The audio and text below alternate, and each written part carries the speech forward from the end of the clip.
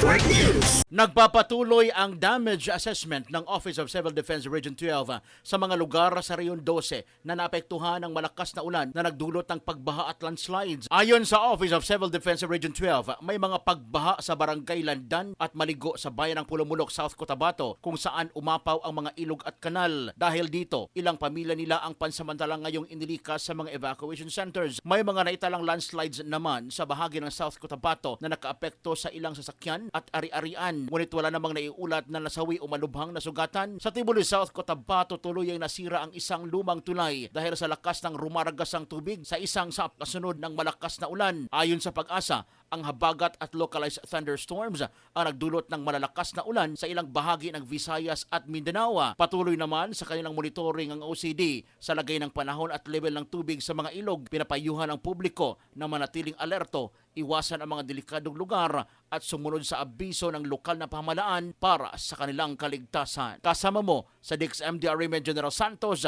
Radyoman Brian Oñate, Tatak RMN. RMN Network News.